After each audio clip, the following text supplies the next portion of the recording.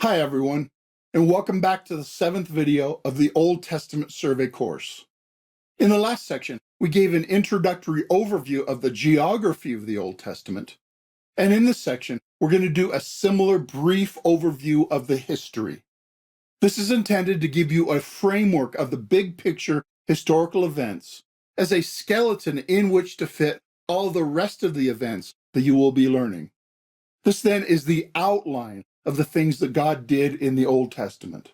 And keep in mind that these events are leading up to Jesus, and therefore the Old Testament is an unfinished story that only finds its full conclusion in the New Testament. Now, speaking of the Old and New Testaments, you're probably aware that this is the normal division of the Bible in its history into the two testaments, which are also known as the two covenants. The Old Testament is the story of God's people, Israel. It tells the story of creation, the fall into sin, and God's creating the nation of Israel from the family of Abraham and leading them into the promised land as their inheritance. It tells the history of that nation in its waves of faithfulness, alternating with waves of idolatry. And it was all preparing for Jesus. And then the New Testament is the story of Jesus and God's people, the church. It tells of the arrival of Jesus, his proclaiming of the kingdom and salvation.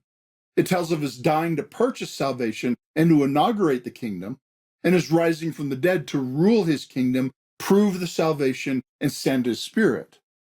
So this division of Bible history, indeed all of history, into the Old and New Testament is certainly correct, and it's the natural way to divide it. However, that's not the only possible way to divide biblical history, and there are others which are equally true and logical. They just highlight different issues. So another way to divide history is the first 11 chapters of Genesis and then the rest of the biblical history. Genesis chapters 1 through 11 tell the problem. They tell about the rebellion of humanity into sin and its downward spiral into greater sin and all its consequences. And then Genesis chapter 12 through the book of Revelation chapter 22, that tells the solution. Starting with Abraham, God's plan is revealed and worked out over a long period as his creation is slowly renewed. In other words, God's solution to humanity's problem did not start with Jesus, but started almost from the beginning of the Old Testament and then came to completion in Jesus. And then another way to divide Bible history is from one paradise to another.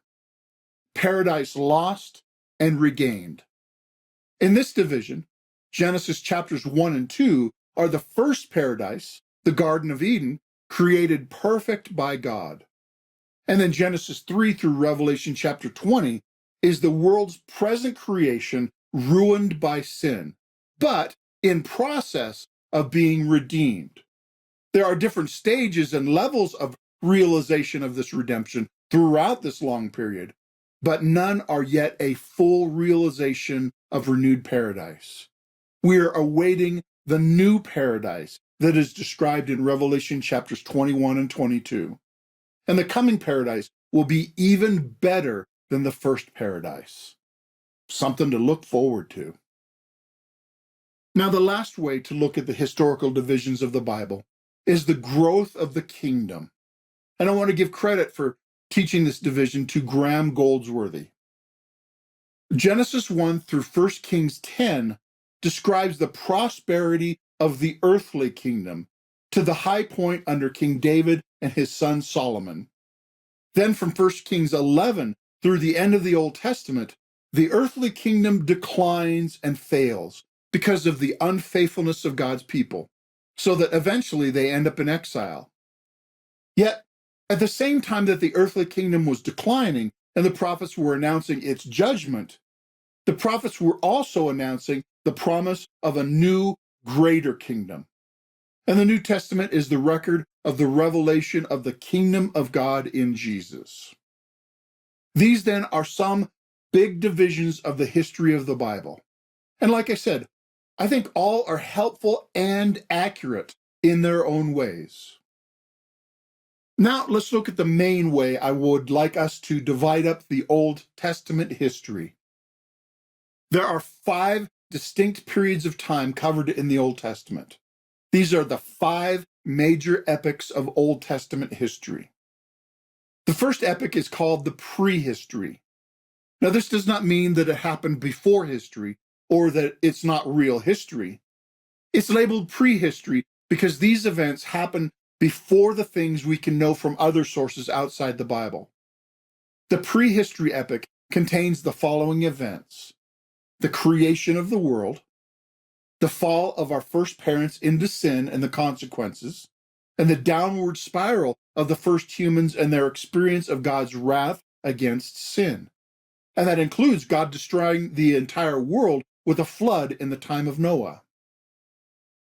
The second epoch is the time of the patriarchs, also known as the fathers.